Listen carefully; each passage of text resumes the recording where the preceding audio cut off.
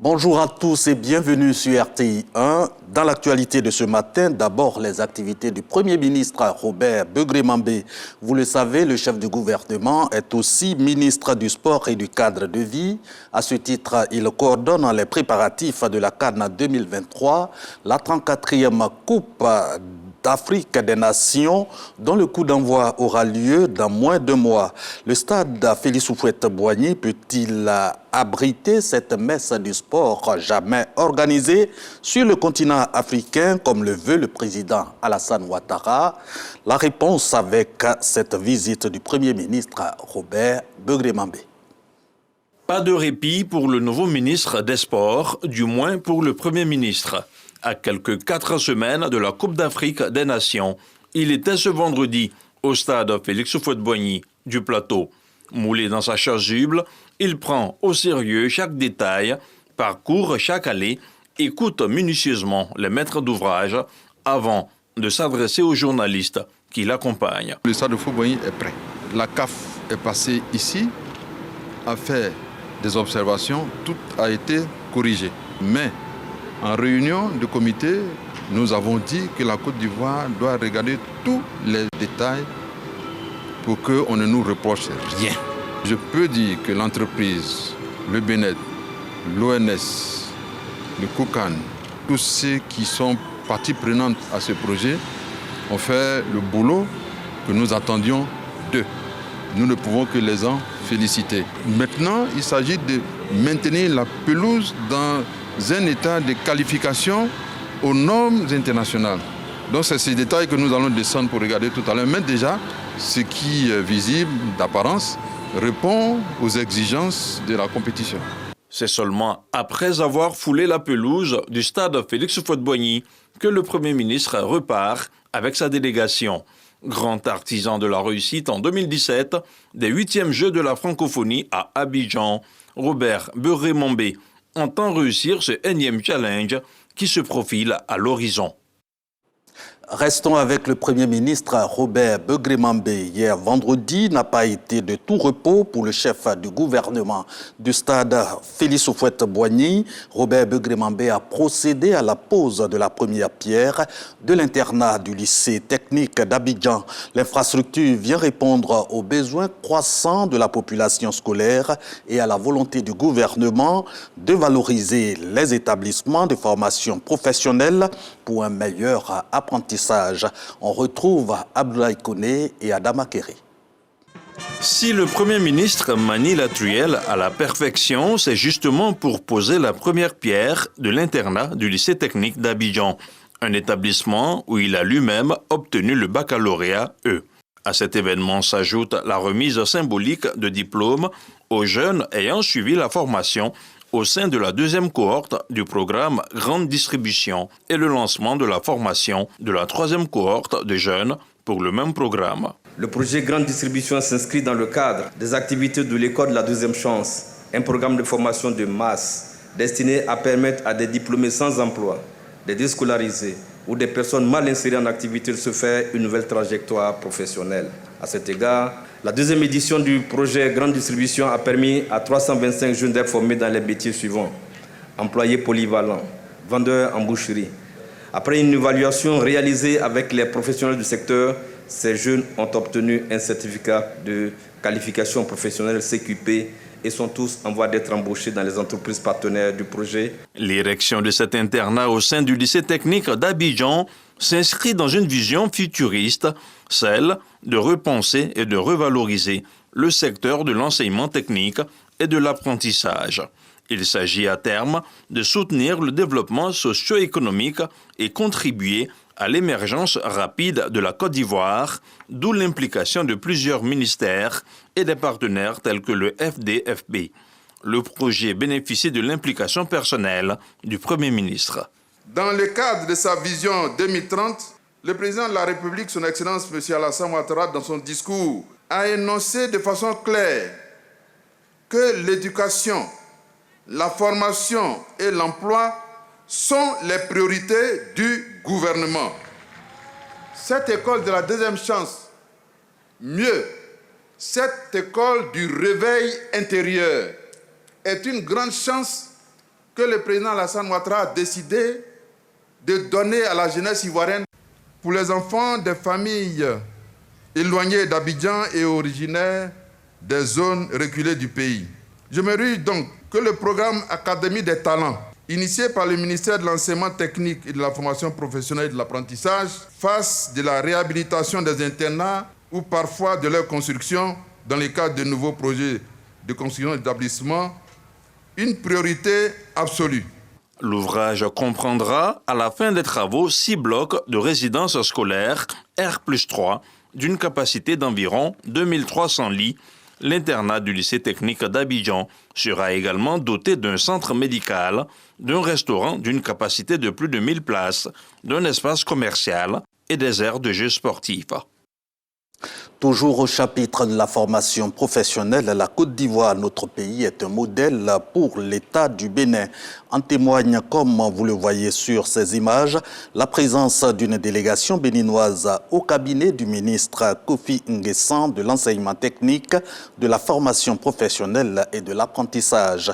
Ces experts béninois inscrivent leur mission dans le cadre de la mutualisation des expériences entre la Côte d'Ivoire et le Bénin. Direction l'Assemblée nationale. Adama Bictogo, le président de l'Assemblée nationale, l'a désigné nouveau président de l'UPA, l'Union parlementaire africaine, pour un mandat d'1 an. Le chef du Parlement ivoirien succède ainsi à la présidente du Sénat zimbabwéen. Adama Bictogo a été élu au terme de la 45e conférence de l'UPA.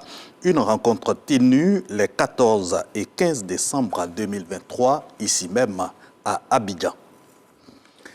Restons à l'Assemblée nationale. 2 projets de loi adoptés en commission. Le premier fixe le délai des réclamations relatives à l'ACD, l'arrêté de concession définitive à 4 mois. Ce texte modifie la loi portant Code de l'urbanisme et du foncier. Le deuxième projet de loi modifie le budget 2023 de l'État de Côte d'Ivoire à 12 000 milliards 508 millions de francs, soit une hausse de 811 millions de francs CFA. Zakaria Traoré et Moussa Konaté ont suivi les délibérations. Instituée en août 2020, la loi portant Code de l'urbanisme et du domaine foncier connaît des modifications. Des réformes en vue d'apporter des corrections dans certains actes liés au foncier et au titre de propriété. Après présentation du projet de loi modificatif, le ministre Bruno Nabagné-Koné obtient l'accord des députés pour son adoption. Nous voulons sécuriser davantage le titre de propriété en milieu urbain, qui est l'ACD. Malheureusement, beaucoup d'actes ou beaucoup de comportements déviants continuaient d'affaiblir la portée de ce document, alors que nous souhaitons en faire vraiment le titre définitif de propriété en milieu urbain.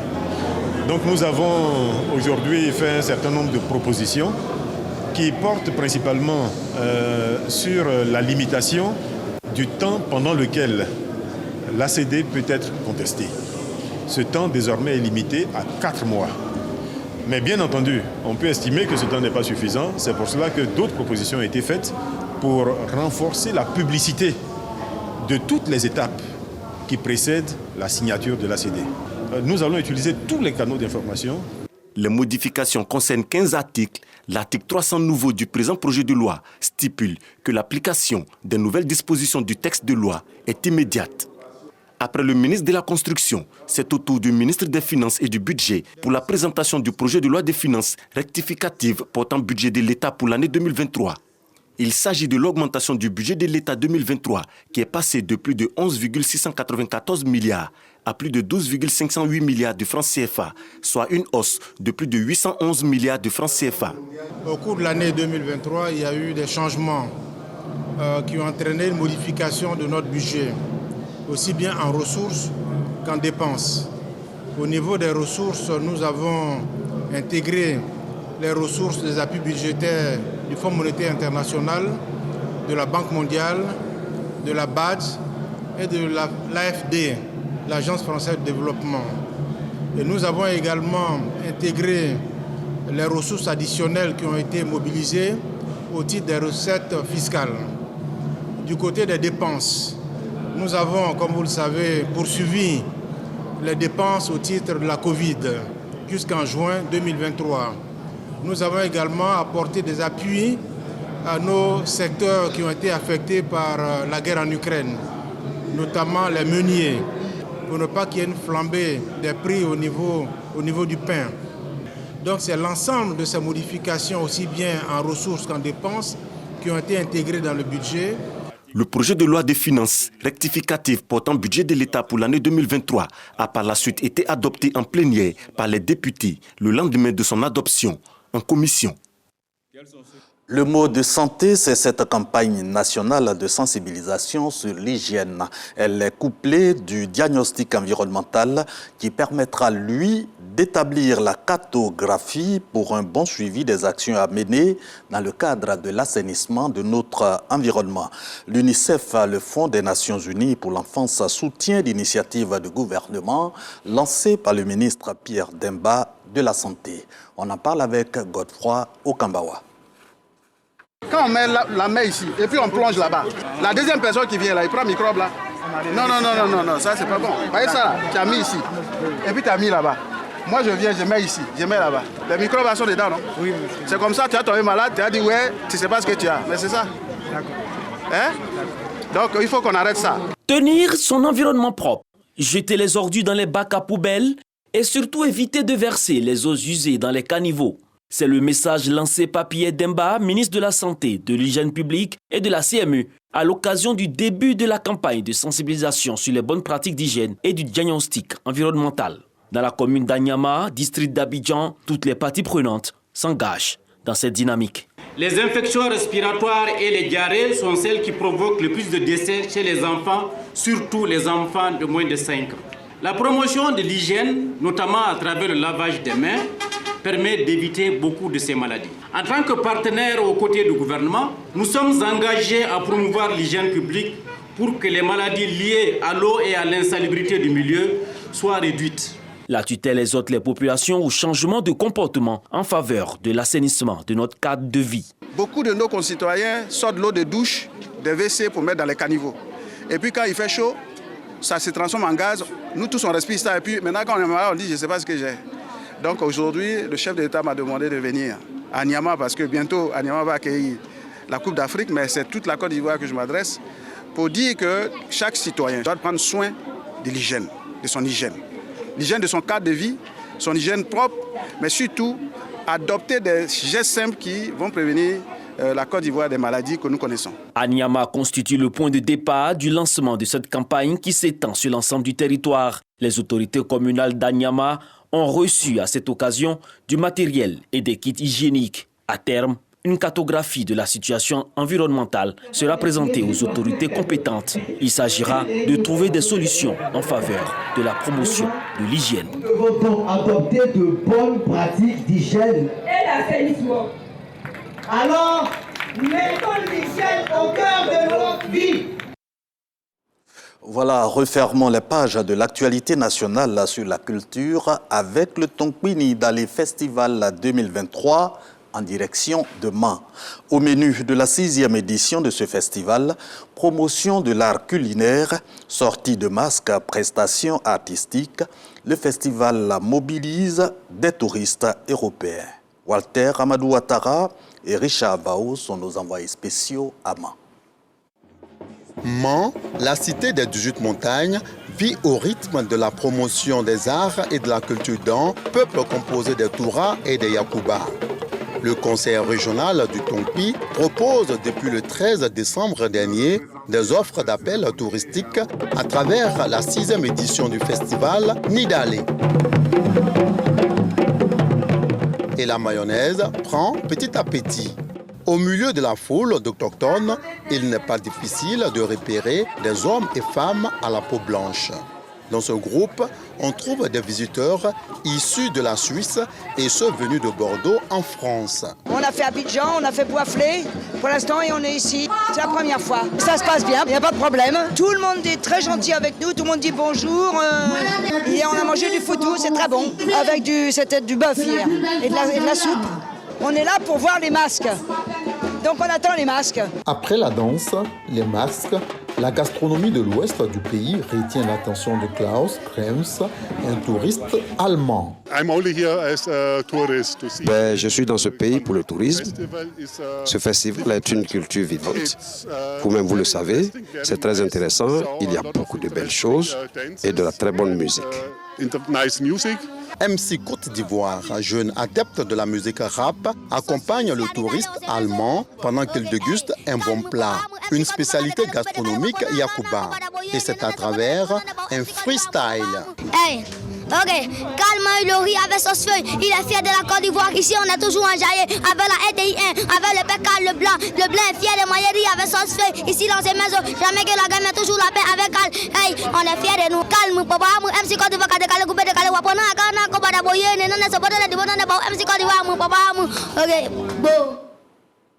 À l'international, l'actualité, c'est la mort aux États-Unis de l'acteur Matthew Perry. La star de la série Friends est décédée de sources médicales d'une prise de kétamine.